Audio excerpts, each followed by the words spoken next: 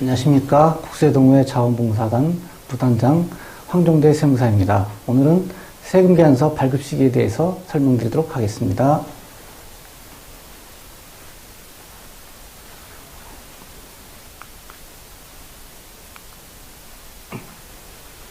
자, 먼저 세금계산서 발급 의무자를 설명드리도록 하겠습니다. 자,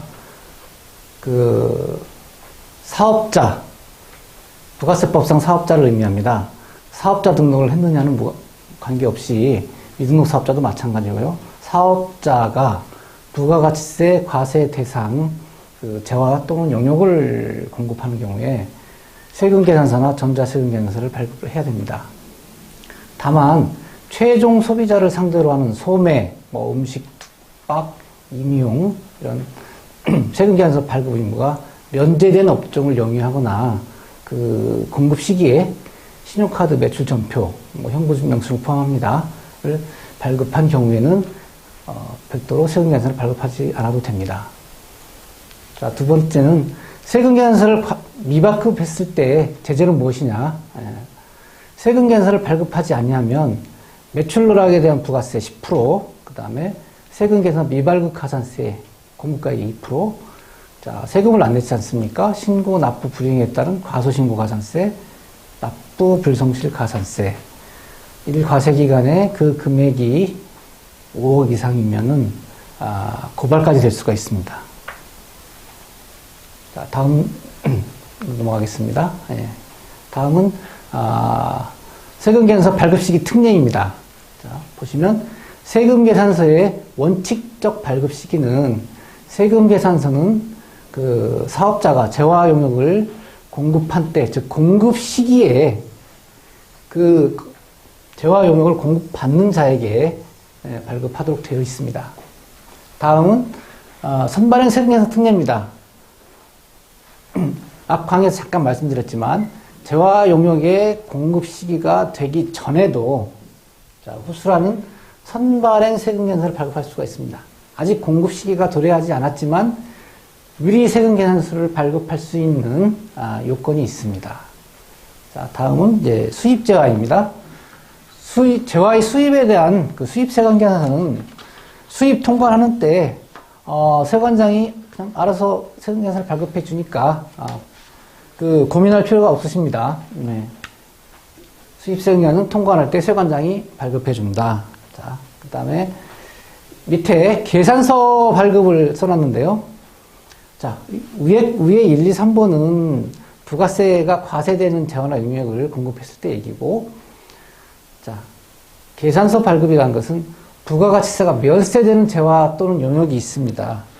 뭐가 있을까요? 농산물이라든지, 국민주택, 이런 것들이, 의료 용역, 이런 부분은 이제, 부가세가 과세되지 않는데, 특정한 경우, 면세 대상 재화를 용역 공급할 때는 세금계산서가 아닌 계산서 발급으로 종료가 됩니다. 다음 넘어가겠습니다. 자, 특례라고 할 수가 있는데요. 자, 세금계산서는 분명히 공급 시기에 발급하는 것이라고 그것이 원칙이라고 앞에 설명을 드렸고요.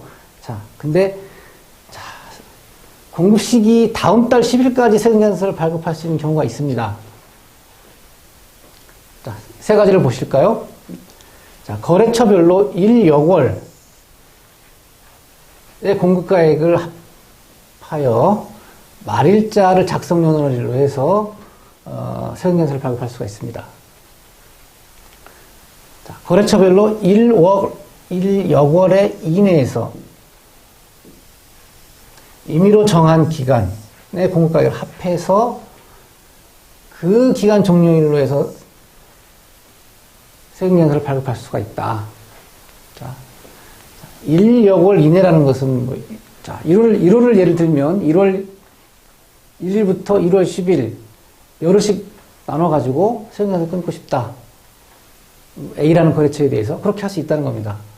또는 보름 단위로 끊고 싶다. 가능하다. 근데 1여월의 이내라고 했습니다. 예를 들어서 1월 1일부터 1월 20일 1월 21일부터 2월 10일 이렇게는 안 된다는 겁니다. 예. 그 일여월의 범위 내에서만 임의로 잘라서 해도 되지만 월을 달리해서는 합산해서는 안 된다는 의미입니다. 자, 마지막에 중요합니다. 관계 증빙 서류에 따라서 실제 거래 사실이 확인되는 경우로서 해당 거래일을 작성론으로 해서 세금계산서를 발급한다는 얘기인데, 자, 이 실무에서는 이것을 가장 많이 씁니다. 그래서 1월 1일 공급시기다. 그럼 2월 10일까지 이 조항에 의해서 세금계산서를 무방합니다. 1월 31일이 공급시기다. 2월 10일까지 발급을 해야 됩니다. 다만 해당 거래일을 기재하라겠습니다. 1월 1일이 공급시기면 1월 1일로 기재해서 세금계산서에 발급만 2월 10일까지 할 수 있다는 것입니다. 자, 거기에 주의사항이 있습니다. 예. 일여월의 범위를 벗어나서 안 된다. 방금 말씀드렸죠.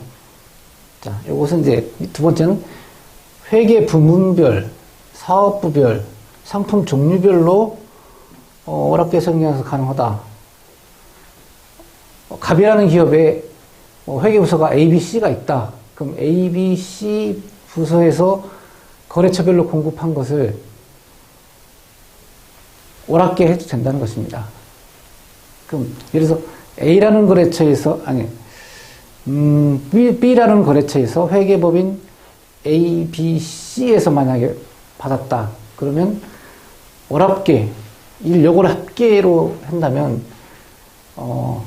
그 B라는 업체는 세금계산서를 3장을 받을 수가 있는 것이죠. 상관없다는 겁니다. 그 다음에 상품이 A, B, C가 있는데 거래처 갑에게 A 거 한 달치 묶어서 B 거 한 달치 묶어서 C 상품 한 달치 묶어서 이렇게 3장을 발급해도 상관이 없다는 얘기고, 월합계는 꼭 반드시 그 거래처가 고정 거래처가 아니어도 됩니다. 단 1회의 거래가 있어도 월합계 세금계산서 발급할 수가 있습니다. 이유는 이것입니다. 단 1회의 거래가 있어도 실제 거래가 사실이 확인되면 그 거래일로 해서 다음 달 10일까지 발급할 수 있습니다. 자, 다음 넘어가겠습니다. 자, 세금계산서는 이렇게 생겼습니다. 보시면 좌측에 공급자의 사업자 등록번호죠. 상호, 성명 기재하게 되어 있고, 우측에는 공급받는 자의 등록번호, 상호, 성명, 주소, 업체 종목 쓰게 되어 있고요. 자, 그 다음에 아까 자꾸 작성연월을 얘기했는데 작성연월이 요겁니다. 작성연월일은 공급 시기가 될 수가 있고, 아까 월합계 세금계산서는 매월 말일이나 임의로 정한 기간이면 그 임의로 정한 기간에 말일을 기재할 수가 있는 거죠. 그 다음에 여기가 공급 가액, 그 다음에 세액. 종이세금계산서를 발급하는 경우에는 이제 이 단위가 넘어간다고 해도 한 줄을 더해서 숫자를 기재할 수도 있습니다. 그렇게 많은 금액을 거래할 일은 없을 것 같지만, 그다음에 밑에는 이제 세부 품목이 있을 것이고요. 합계 금액은 공급가액과 세액의 합계고, 현금으로 받았다, 투표를 받았다, 어음으로 받았다, 아직 못 받았다. 대가를 영수한 거냐, 밑에 빠졌는데요. 대가를 청구하느냐.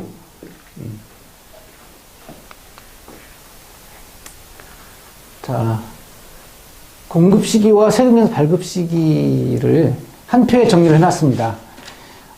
이 표만 이해하시면 부가가치세 공급 시기와 세금계산서 발급 시기는 거짓 이해를 했다고 자부할 수 있으실 겁니다.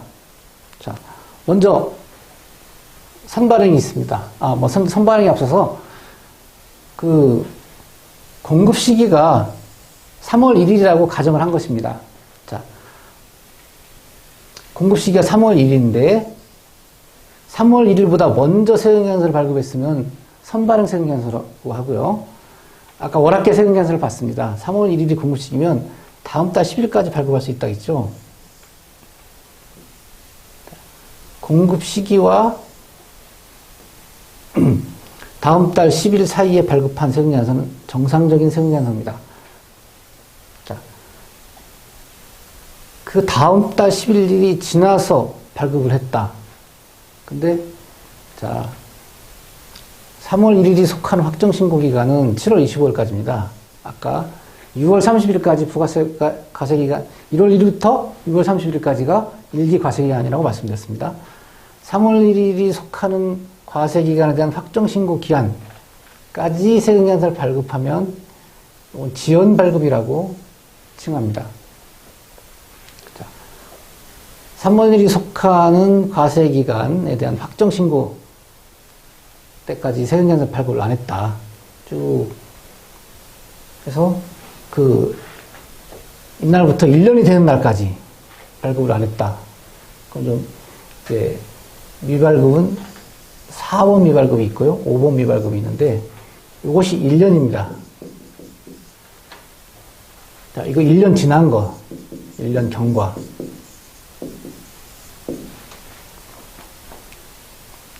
자, 4번 미발급과 5번 미발급은 좀 차이가 있습니다.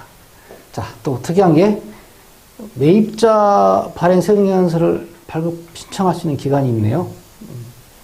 자, 이것만 간략하게 설명드리겠습니다. 분명히 내가 10만원 이상 그 재화를 구입을 했는데, 또는 용역을 구입을 했는데, 그 공급자가 세금계산서 발급을 안 해줄 때, 매입자가 세무서에 그 거래 증빙을 첨부해서, 공급자가 세금계산서 발급을 안 해준다. 거래 사실을 확인해달라. 그래서 세무서에 이제 확인을 통해서, 그 거래 사실이 맞다. 그러면은, 그 통지서를 받은 때, 이 세금계산서를 발급된 것으로 봅니다. 그래서 그 기간은 그 공급일이 속하는 과세기간 종료일로부터 6개월 이내에, 과세기간 종료일로부터 6개월 이내에 신청을 하면, 거래 사실이 확인되면 매입자는 매입자 발행 세금계산서를 받아서 매입세 공제를 받을 수가 있습니다. 자, 구체적으로 이제 1, 2, 3, 4, 5에 대해서 설명을 드리도록 하겠습니다.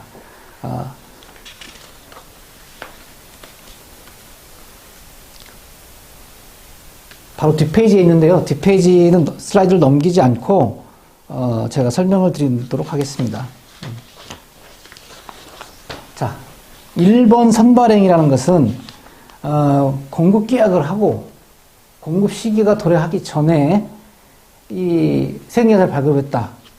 그러면 원칙적으로 이건 사실과 다른 세금계산서가 됩니다. 그래서 세금계산서 발급자는 1% 가산세가 되고 상대방은 매입세 공제를 인정받을 수가 없습니다. 다만 이의 경우에 그 공급시기 특례가 적용되는 경우가 있습니다.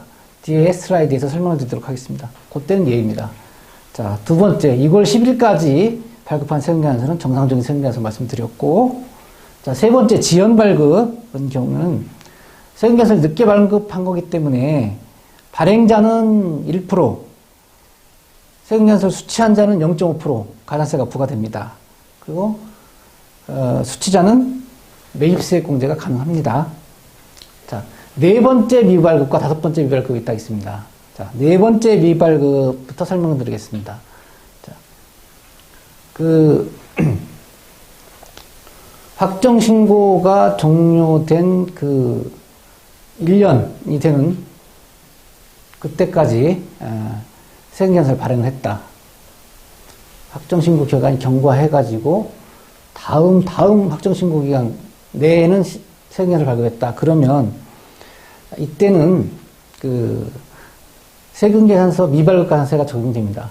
4도 그렇고 5도 그렇고 세금계산서 발급 안 한 거기 때문에 공급자는 세금계산서 가산세 2%를 적용받습니다.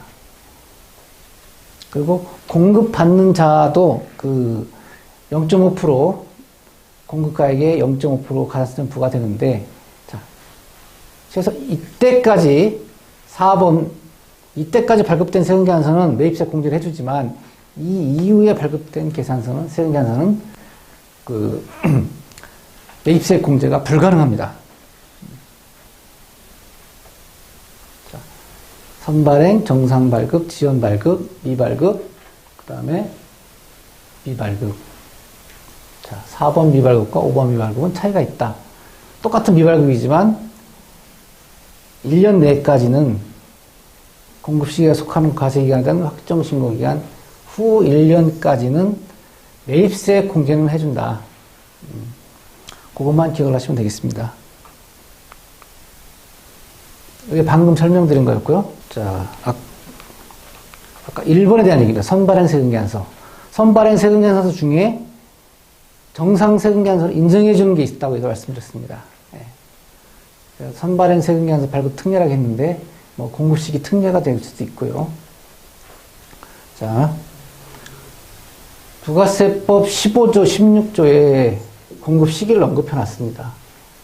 근데 이 공급시기가 도래하기 전에 발급한 세금계산서는 정당하지 않다고 했는데, 정당한 예외가 있다는 것입니다.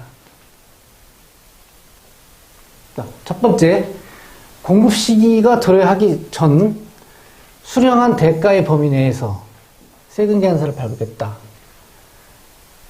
자, 계약은 했습니다. 물품공급 계약을 했습니다. 근데 공급자가 어렵다고 하니까 손수금 1억을 줬어요. 받았습니다.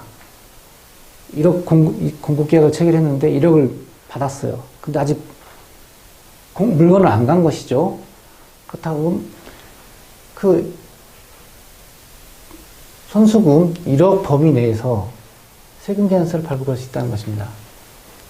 아까 1억이라 그냥 1억 1000을 받았다고 하면은, 자, 1억 1000 받았으니까 그 대가 범위 내에서 최대 공급가액 1000만원, 부가세, 공급가액 1억, 부가세 1000만원 해서 세금계산서를 발급해도 된다는 얘기입니다. 또, 수령한 대가의 범위니까, 뭐, 5천만원만 끊어도 되고요. 자, 선발행 세금계산서 발급하고, 일주일 지나서, 일주일 이내에 대가를 받았다. 인정해 줍니다.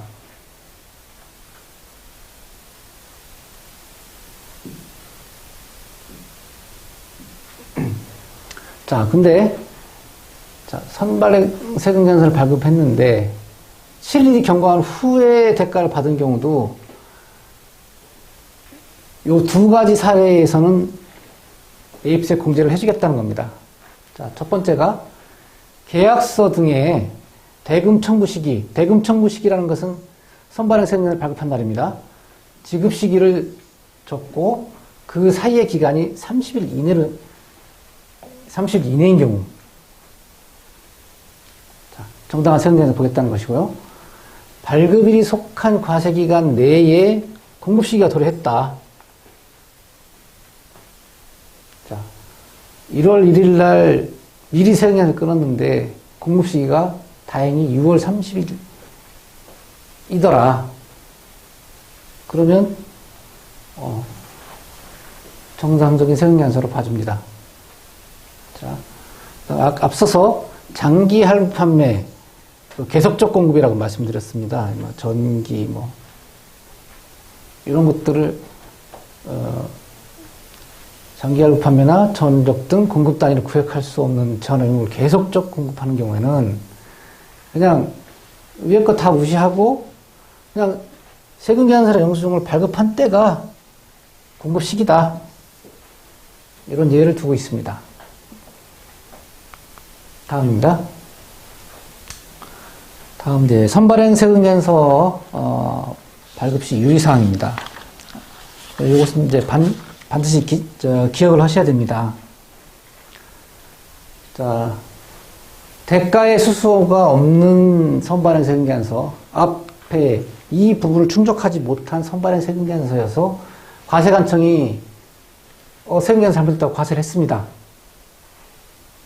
이때에도 자, 1기 때 나왔는데 1기 때 공급시기가 아니야. 대가도 안 받고 왜 세금계산 끊었어? 하고 과세관청에 경정을 했습니다. 근데 그러면 2기에 공급시기가 도래했어요.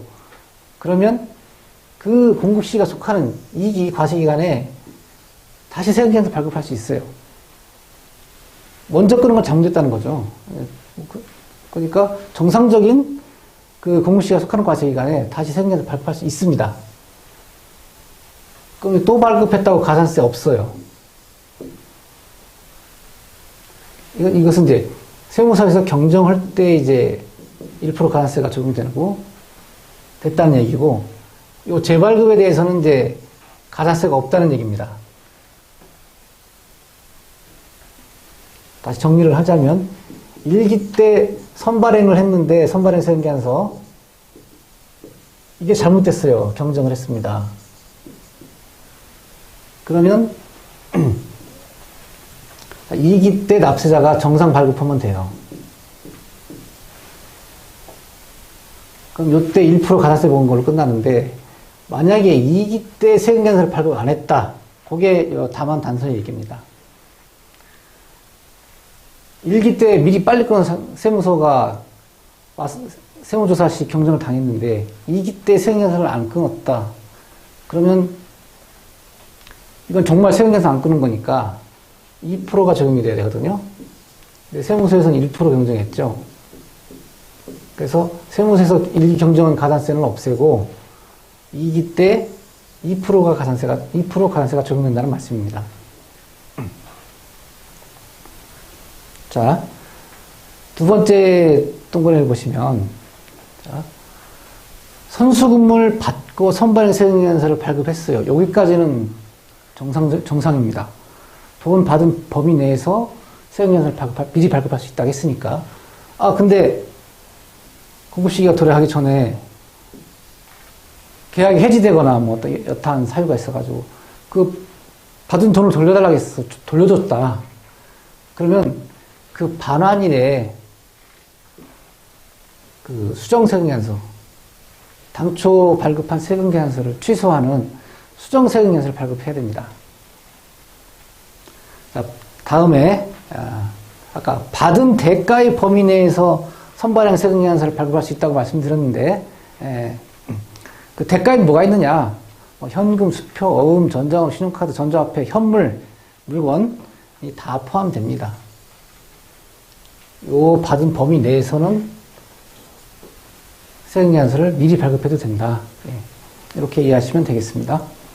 다음 시트 넘어가겠습니다. 여러분, 세금계산서를 작성하다 보면 실수 많이 할 수 있습니다. 근데 아까 그 세금계산서 설명을 드렸는데, 세금계산서 필요적 기재사항이라는 것이 있습니다. 세금계산서 필요적 기재사항을 잘못 기재했다 해가지고 매입세 불공제를 하는 것은 너무나 가혹합니다. 자, 그래서 자 보시면 세금계산서의 그 필요적 기재사항, 뭐 공급자, 공급받는 사업자 등록번호, 공급자의 상호 명칭, 이런 것들이 있죠. 작성연호일, 공급가액, 부가가치세액, 이런 것이 이제 필요적 기재사항인데, 여기에 보니까 착오로 잘못 적혀 있어요. 세금계산서에. 자, 그렇다 하더라도, 나머지 그 세금계산서에 적힌 걸 보니까, 이게 맞더라. 다른 걸 다 보니까 그 거래 사실이 맞더라. 자, 거래 사실 실제 맞더라. 그러면 매입세 공제를 허용해 줘야 됩니다. 자, 기재사항에 착오로 인정되면은 뭐 공급자든 공급받는 자든 가산세든 불이익은 없습니다. 예를 들어서 공급가액을 적으면서 그 동그라미 하나를 더 붙일 수도 있는 것이고, 사업자 번호를 한 자리를 잘못 기재를 할 수도 있는 거고, 종이세금계산서를 발급하다 보면 그런 일이 있을 수가 있습니다. 그런 거 가지고 뭐 세금계산서를 발급했네 안 했네, 또는 뭐 매입세액을 불공제하겠다, 너무 심한 것이죠. 그리고 부가세법에는 이 착오에 대한 정의 규정도 없고 뭐뭐뭐를 착오로 한다는 제한 규정도 없습니다. 그래서 거래 사실이 확인되면은 그 세금계산서 조금 잘못된 거 이거 가지고 페널티를 줘서는 안 된다. 폭넓게 세금계산서를 인정해줘야 된다. 이것이 타당한 것이고요. 뭐 여러분들 착오라고 하는데 착오가 수과세기간 동안 반복되는 경우도 있어요. 나는 이게 맞다고 생각해서 뭐 일기도 그렇고 뭐 5년, 10년 동안 그렇게 해왔다. 그것도 이제 착오로 인정이 되는 것입니다. 법령 무지에 의한 착오고요. 그래서 세금계산서에 뭐 특정 부분이 잘못됐다 해가지고 뭐 증빙이라든가 나머지 기재상으로 봐서 거래 사실이 확인된다면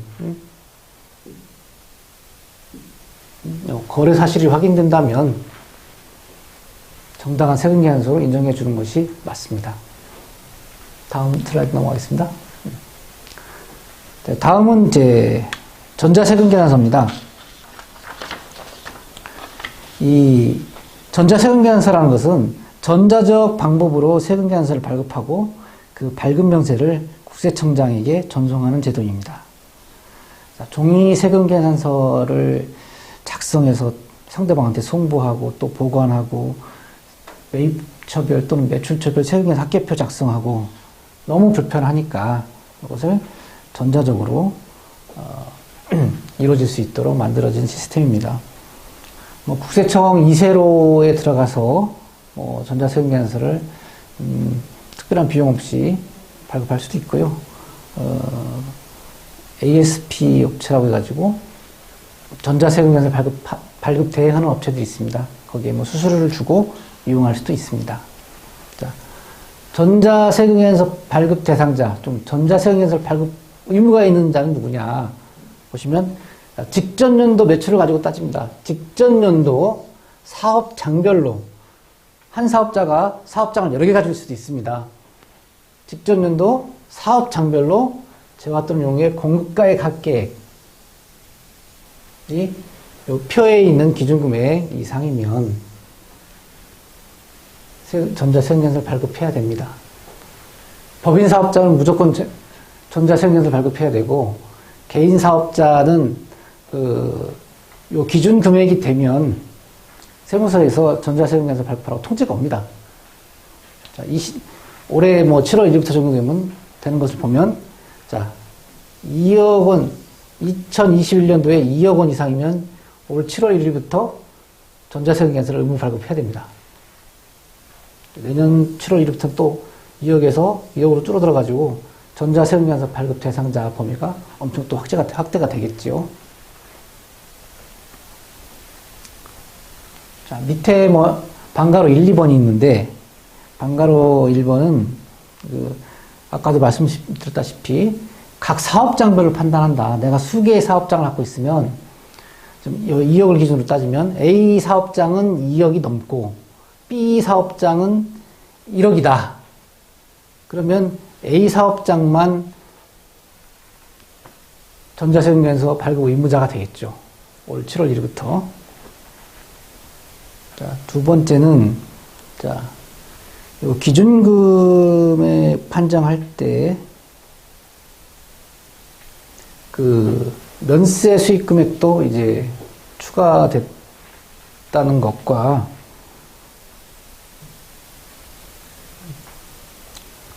자, 두 번째는 이제, 먼저 설명드린 거시네요. 예. 2021년 공급가의 합계 기준을 판단해서 2022년 7월 1일 이후부터 전자세금계산서 발급 의무자가 된다는 얘기고요. 그리고 재화용의 공급가액에 지금은 과세 공급가액뿐만 아니고 면세 공급가액도 추가됐습니다. 그 정도만 아시면 되겠고,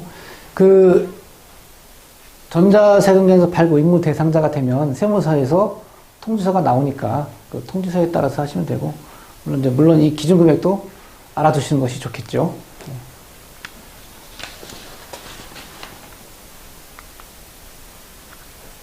자, 마지막 슬라이드입니다. 전자세금계산서를 발급하지 않았을 때의 제재를 설명드리도록 하겠습니다.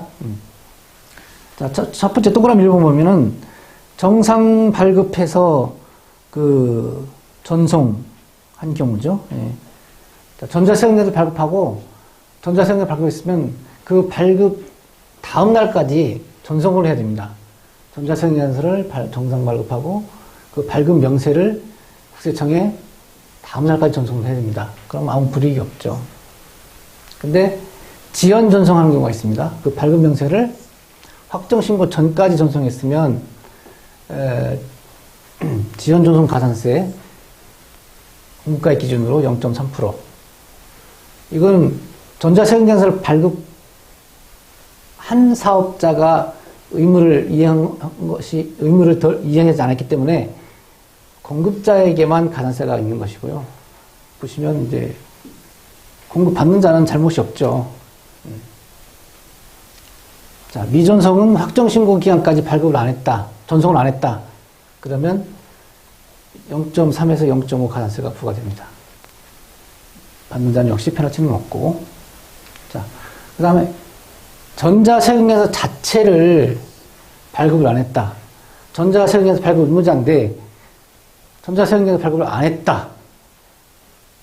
그러면 뭐 세금계산서 발급 안 했으니까 2% 가산세가 적용이 되는 것이고요. 깜빡하고 전자로 발급 안 하고 종이세금계산서 옛날처럼 종이세금계산서를 발급했다. 그래도 가산세 1%를 적용합니다.